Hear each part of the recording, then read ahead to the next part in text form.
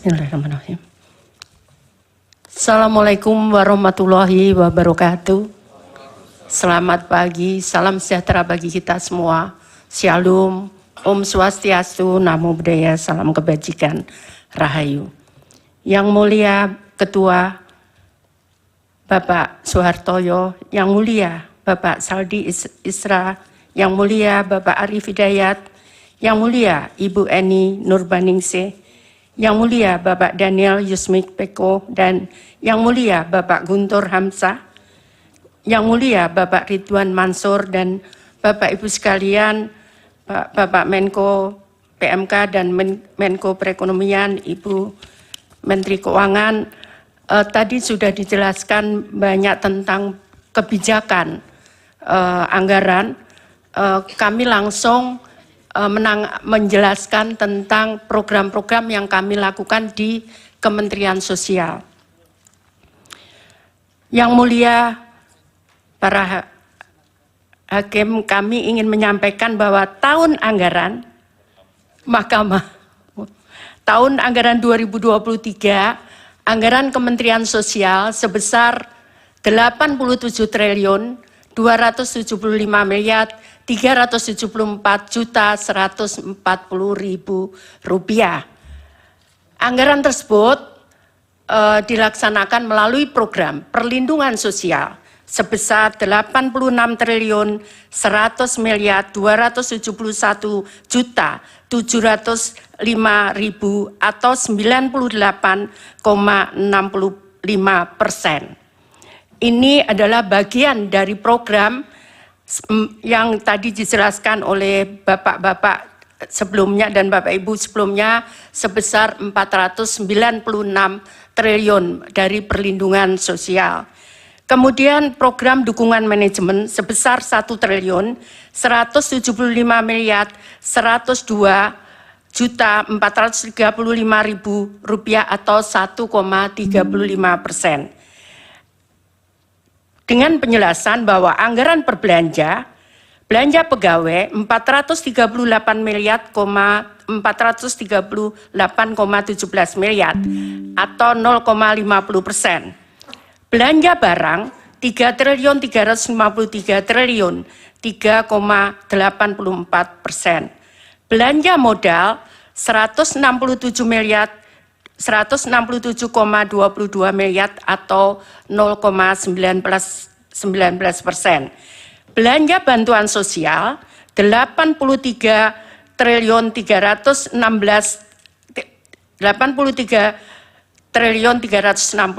miliar atau 90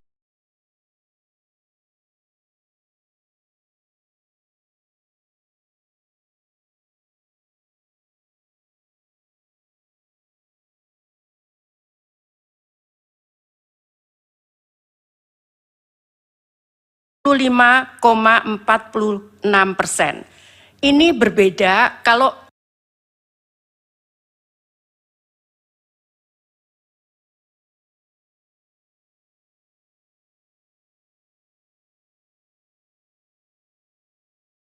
kami sampaikan di perlindungan sosial kenapa 86 triliun 100 miliar itu yang belanja bansos itu adalah belanja bansos reguler untuk tahun 2023 meliputi PKH dan bantuan pangan non tunai serta bantuan PLT El Nino di 2023. Sedangkan untuk sisanya perlindungan sosial itu ada bantuan atensi, ada permakanan untuk lansia yang tidak ada keluarga, dan permakanan untuk disabilitas, serta untuk anak yatim. Dan kebetulan pada tahun 2023 itu ada untuk anak gagal ginjal akut. Kami akan menjelaskan setelahnya. Pada tahun anggaran 2024, Kementerian Sosial anggaran dari 2023 sebesar 87 triliun 275 miliar itu turun menjadi 79 triliun 214 miliar 83.464.000. penjelasannya adalah anggaran per program perlindungan sosial 78.196.767.000 rupiah atau 98,54% itu belanja bantuan sosial. Di sebelahnya yang berwarna kuning 75 triliun, 61 triliun 95,46% itu di luar bantuan El Nino. Sehingga kami kembali reguler menyerahkan bantuan reguler PKH dan BPNT. Kemudian program dukungan manajemen 1.159.886.697.000 atau 1,46%. Jadi kalau kita bandingkan anggaran tahun 2023 dan 2024, tadi sudah kami sampaikan bahwa anggaran kami turun dari 87.275.374.140.000 turun menjadi 79.214.083.464.000 rupiah. Hal ini karena belanja BLT El Nino keluar dari bantuan di 2024 dengan rincian sebagai tertera di atas.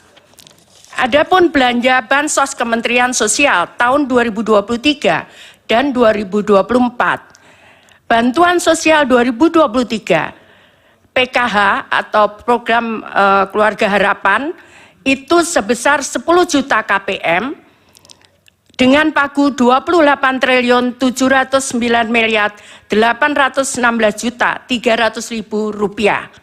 Ini tetap di 2024 tetap 10 juta targetnya, namun realisasinya tidak bisa persis sama 10 juta karena begitu saya netapkan hari ini dengan data, tiap bulan kami perbaiki data karena ada yang meninggal, ada yang lahir, ada yang pindah, sehingga kami harus menetapkan tiap bulan, karena kalau sesuai Undang-Undang 13/2011 itu 1 tahun 2 kali, maka kami sudah terlambat karena yang meninggal sudah banyak, kemudian yang lahir juga banyak, sehingga kami rubah sekarang ini tiap bulan kami menetapkan data penerima bantuan sosial. Yang kedua adalah kartu sembako. Targetnya adalah 18,8 juta KPM dengan dana 45.120 miliar rupiah. Sama di 2024 itu program sembako 18 dengan target yang sama 18,8 juta KPM. Salur datanya adalah 18,62. Tadi sama, tidak bisa persis sama karena di saat proses ada perubahan-perubahan. Nah, kemudian tahun 2023 ada BLT El Nino dan ini sudah disetujui oleh DPR melalui kesimpulan rapat kerja di Komisi 8 DPR RI dengan Menteri Sosial masa persidangan 2 tahun sidang 2023-2024 Selasa 7 November 2023. Dan ini harus selesai pada bulan Desember karena anggaran tahun 2023 dan saat turun adalah di bulan November. Kemudian bantuan sosial lainnya adalah bantuan untuk gagal ginjal akut untuk 326 orang dengan nilai total 17.520.000.000. Kemudian atipikal atau GGPA itu terdiri dari ini program permakanan untuk lansia 100.000 orang sebesar 552 miliar rupiah. Kemudian permakanan untuk disabilitas ini polanya adalah diserahkan kepada kelompok masyarakat, bisa RW tergantung wilayahnya. Kalau jumlah penduduknya sedikit, bisa di kelurahan, dikelola oleh masyarakat, mereka yang memasakkan, dan setiap hari mereka menyerahkan kepada penerima manfaat. Kemudian untuk rehabilitasi sosial, jadi atensi untuk anak yatim piatu sebesar 378.755 orang atau 454.506 juta. Kemudian atensi untuk lansia, ini terutama untuk menolong lansia-lansia yang tiba-tiba sakit, tidak ada yang merawat, maka kami tangani dengan program ini. Kemudian atensi untuk anak, demikian pula untuk anak, ada kadang harus menutup biaya sekolah, kadang juga menutup kebutuhan gizi dan sebagainya.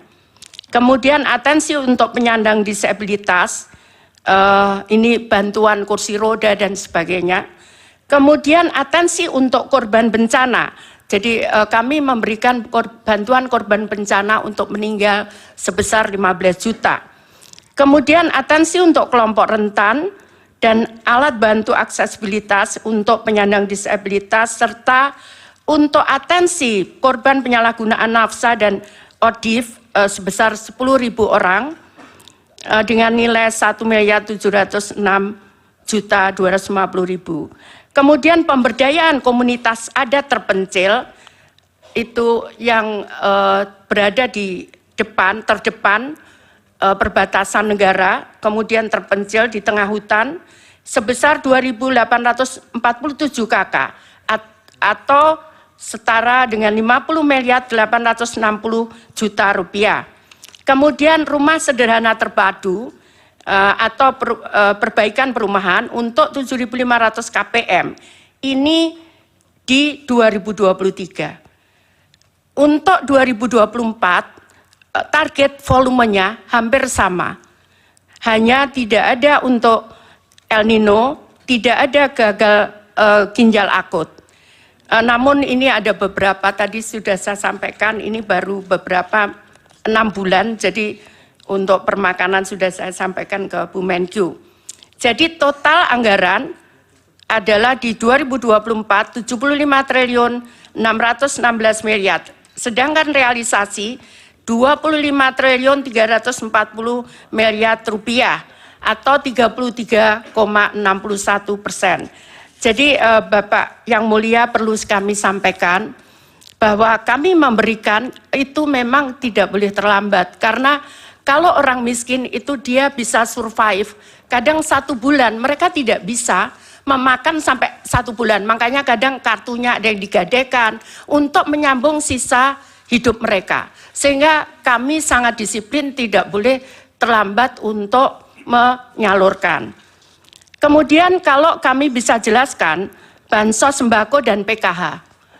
Ini adalah, jadi untuk PKH murni, jadi yang murni nerima hanya 1 bantuan PKH, karena boleh diaturannya mereka boleh menerima 2. Ini terutama yang kondisinya berat, di situ ada disabilitas di dalam keluarga itu, ada kemudian atau mereka anak yatim, itu mereka bisa menerima 2 bantuan. Nah, untuk PKH murni itu ada 2.553.000 penerima manfaat atau KPM. Kemudian ada irisan yang tadi kami jelaskan, ada 2, dia menerima PKH dan mereka menerima sembako itu 7.426.249 KPM. Kemudian yang sembako murni mereka menerima 11 juta, jadi hanya menerima sembako saja.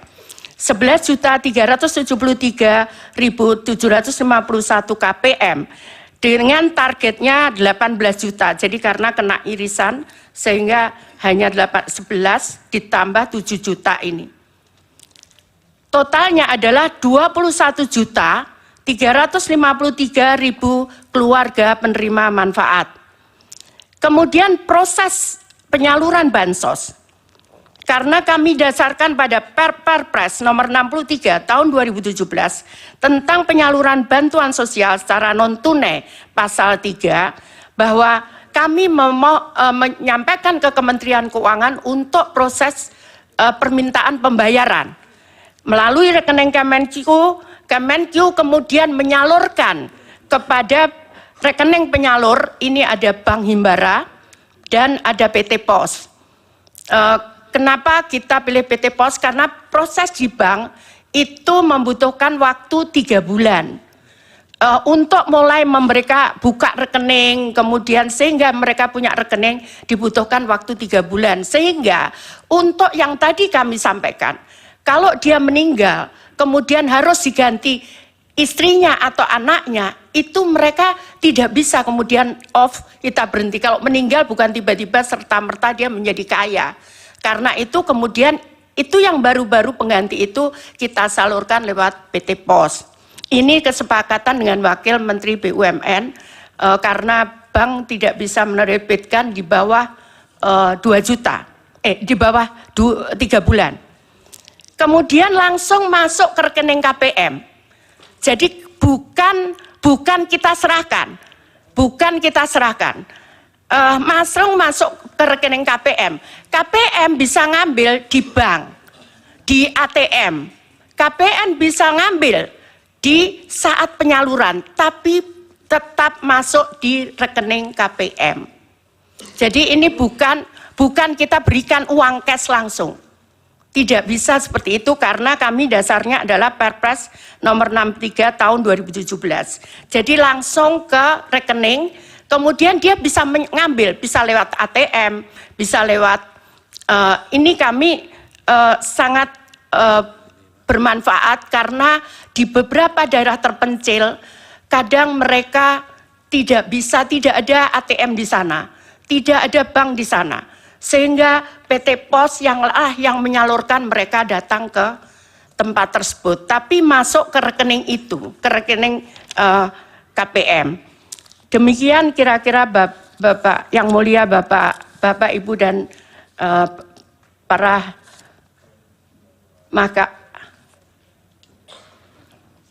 Mahkamah Konstitusi, saya mohon maaf menjelaskannya bukan dengan membaca karena saya biasa melakukan dengan chart seperti ini. Demikian, terima kasih, mohon maaf kalau ada yang kurang berkenan. Saya akhiri, wassalamualaikum warahmatullahi wabarakatuh.